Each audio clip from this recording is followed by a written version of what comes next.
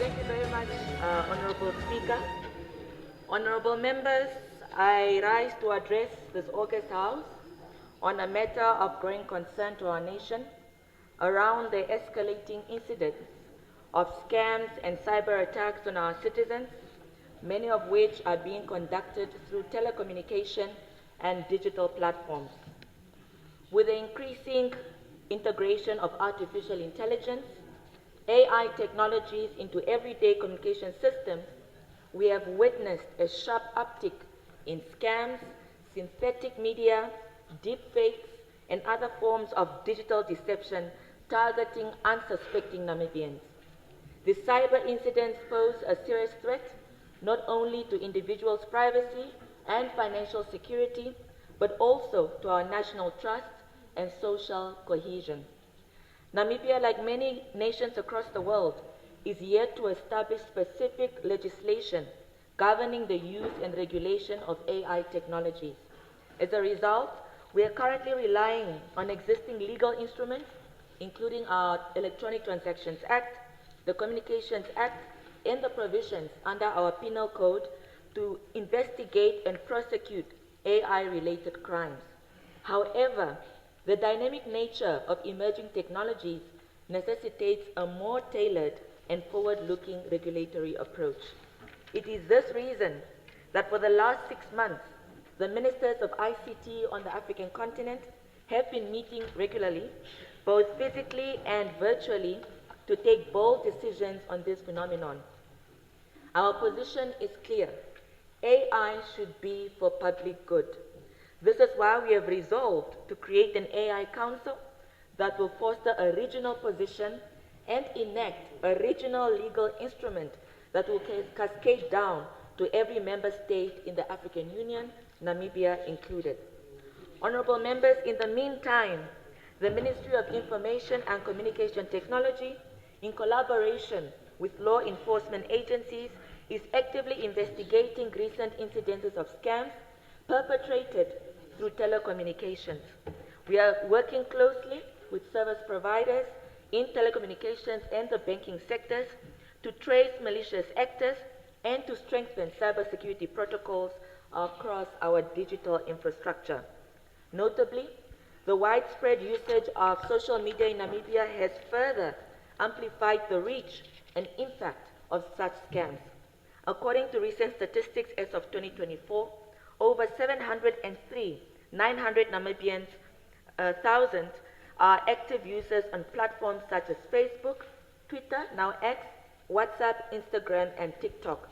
While these platforms have revolutionized how we communicate, share information, and participate in democratic processes, they have also unfortunately become tools for malicious actors, including those leveraging generative AI to create and spread disinformation and fake news.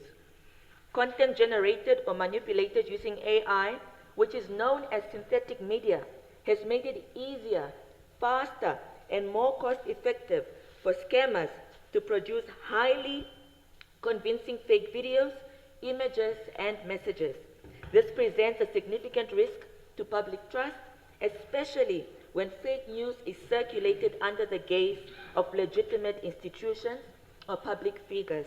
Honorable Speaker, I would like to make mention of videos that we have observed recently highlighting Her Excellency the President Dr. Netumbo Nandi-Ndaitwah selling a conspicuous cryptocurrency on the market, as well as a deep fake video of the Governor of the Bank of Namibia. Honorable Speaker, I also like to highlight here that in our investigations as a ministry, we have come to the conclusion that actors who are fraudulently trying to steal money from bank accounts of users, financial users, is that what they do is they take the IDs of unsuspecting Namibians, make sure they convince those unsuspecting Namibians to go open multiple bank accounts at multiple institutions, and then use those bank accounts as conduits where the money goes to. We've also tried to track the numbers which are utilized in these scams, and we've also come to the same conclusion that they either steal some of these IDs and identities and go to the telecommunication or MNOs, the mobile network operators, register specific numbers in the identities of these unsuspecting Namibians. You might sit here thinking you only have one phone number, but you might have multiple through 2 or 3 mobile network operators, and then they use that number, you unsuspecting so, to scam other individuals. So that is what we picked up through law enforcement, and we are working towards integrating our systems between telecommunications and banking to ensure that we root out those that are not authentic. We are basically having ghost telephone numbers and ghost bank accounts. Honorable, we're not sleeping. Crime is crime, and it takes time. In response to this, Honorable Speaker, the Ministry is considering the introduction of a national system for authentication, just as I've indicated, of information sources. This will enable citizens to validate the credibility of any information they receive by cross-checking it against a database of verified institutional accounts and communication channels. These lessons were learned during election periods where we saw that citizens needed to actively fact-check information and data given to them by media houses, public figures, or any other political actors. Secondly, we are developing a comprehensive public campaign to sensitize citizens on the dangers of misinformation, disinformation, and fake news. This campaign will include multimedia content in indigenous languages, community workshops, and social media engagement using trusted influencers and public figures. I therefore ask the honorable members of this House, when vote 29 comes on the floor, that you pass it with no reservation when it comes to our tables. And yes, I'm lobbying, honorable members, honorable Speaker, for our vote to be passed with no reservation. Thirdly, honorable Speaker, MICT has rolled out a digital literacy program throughout the country, which will now also educate participants on the responsible use of AI and empower them with the skills to reduce the negative impact of AI as part of the course material of that program. Through our 2-year digital literacy training program, we have now started piecing together a national digital literacy framework that will guide the delivery of various digital literacy initiatives to ensure that citizens are empowered to navigate the digital space and fight against misinformation and disinformation. Number 5, we are also launching the Namibia Cyber Incident Response Team and its website next week, Monday, on the 14th of April 2025, which will create an avenue to fight cyber crimes. 6, we are continuing to implement the National Cybersecurity Awareness Creation Plan, which aims to empower citizens with information to ensure their safety online. Every Friday, the Ministry of ICT, in collaboration with an IT company called Salt Essential IT, have a 1-hour online cybersecurity training between 10 a.m. and 11 a.m. for anyone and everyone who has access to the internet to learn how to be safe online. This is obviously just one avenue for those who might have access to internet, and other avenues are being created for those who might not have the opportunity to join this training every Friday. The Ministry regularly encourages members of the public to engage the Ministry for tailor-made awareness-raising campaigns. And I see my time is moving swiftly. Finally, the MICT launched the National Reporting Portal for Child Sexual Abuse Material. This portal allows anyone to anonymously report digitally abusive materials affecting children with the view of combating cyber crimes towards them. This is implemented through our partnership with UNICEF, the Internet Watch Foundation, and Lifeline Childline Namibia. As a ministry, we have noticed that many children are going online when they shouldn't be going online under the age of 13, or in some instances under the age of 16. We have also noted that parents sometimes negligently leave their devices with their children without necessarily indicating or properly supervising how these children should use those devices. So we call upon our parents to play their supervisory role, manage how your children are going online, monitor their activity so they do not become victims to scams, and also then you become a victim because your child is using the device. Finally, Honorable Speaker, we are also looking at regulatory efforts through the Cybercrime Bill, Data Protection Bill, Artificial Intelligence Bill, and processes guiding principles in line with the UNESCO recommendation on ethics of artificial intelligence and continental Africa intelligence strategy, as well as the content credentials legislation. I have more to say, Honorable Speaker, but that's the crux of my ministerial statement. And we ask again the nation to be vigilant, to ensure you double check any links that come to your phone. Let us not click on them. It's a gateway for scammers to have access to our devices and in turn access to our private data. Thank you, Honorable Speaker. Thank you, Honorable Member, for information. We hope that it will be repeated at other platforms. The matter deserves more time, but right now we are really squeezed for time. According to the rules, ministerial statements, 10 minutes. Members wanting to ask questions, 3 minutes, one time. So I like to invite those members who like to ask questions. Honorable Ampanda? Oh no, there is someone whose light is flicking there. Is that a question? Before you, Honorable Ampanda. Yeah, Honorable Veta. Is that it? Oh, you switch off. Huh? Oh, order of the day. Okay, Honorable Ampanda, you have it. So. Yeah, thank you very much, Minister.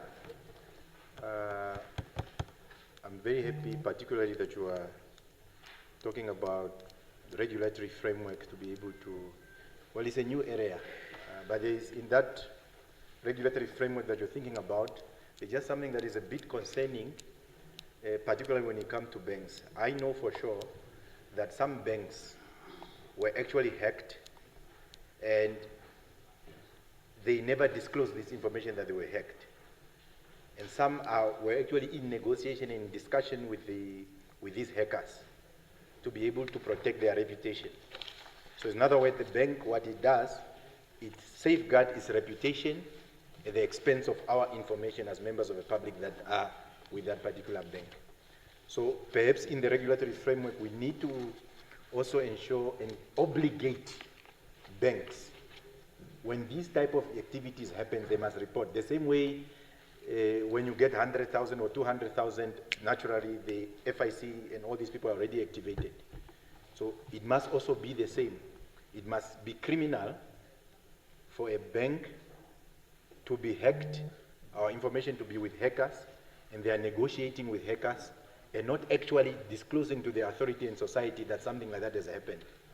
And that's obviously the only reason why Telecom, for instance, could not succumb and pay those bribes because it's a public company. Yeah? So this hacking thing is widespread, and we actually need at one point to come clean and explain to society how widespread it is. We think we are here, but we are in serious problem. Last, before my 3 minutes disappears, we also need to, in terms of that abuse and access to our information, you see, Minister, if you go to house and home and you buy a bed, and they run some ITC, with an illegal things actually, an ICT check, where they list all these people. There's no law that regulates this thing. They just do it what it is. In fact, people in South Africa, because these shops are linked to South Africa, they can just get all the names of ministers, from Speaker, Prime Minister, President. They enter their IDs in that ICT system in South Africa. They can actually tell, former Minister Narusep still have a pot that he didn't pay at the BS. So it should actually be illegal. There must be a regulation. You don't just say you list people on ITC.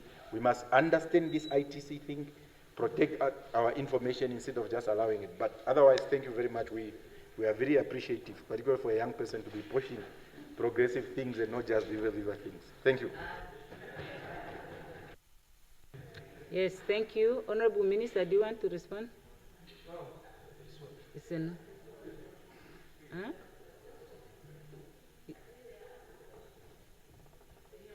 No, some members are saying it's order of the day.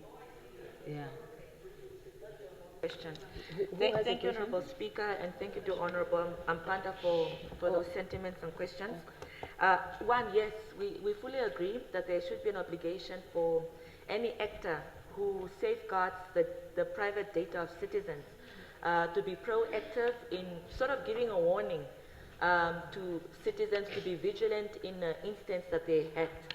And that's why next week, Monday, we are officially launching the Cyber Security Incident Response Team, which is meant to monitor internet activity, even affecting different institutions in the country.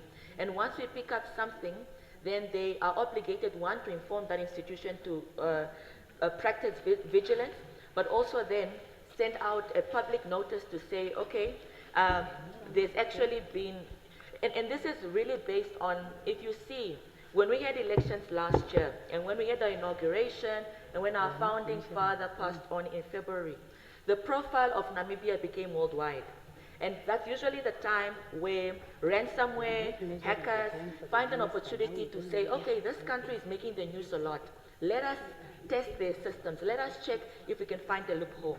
So the cybersecurity incidents team will definitely monitor all of that and give sort of a warning to the citizens. But I fully agree, in the cybercrime bill, there is a responsibility towards those who are looking after the data of citizens to be proactive in protecting that data. Which goes to your second question that yes, under the data protection bill, there is a section around a data controller. Anybody who's controlling the data of an individual, they are put to a higher standard in the way they look after that data. And that is why during COVID, we saw that when people were signing in their registers and you were asked to put in your ID number, your home address and so on, which was necessary at the time for COVID-19 tracing, but now it's not relevant anymore. But also we can now use other systems in which you can give a data controller your data, but everyone else shouldn't be able to see it. Because on a register, you are number 1, number 20 comes to register, he or she can look at all the 20 people, 19 people prior that registered. So there is a provision in the data protection bill that will come to Parliament to ensure that a data controller makes sure that data is protected, and that if they want to use your data, they cannot do it without your permission. So your consent will always be there. Thank you, Honorable Speaker. Yes, thank you. So I see that there is another question. I would like to take, okay. So please, no more, there are no further questions. Thank you very much, Honorable Minister.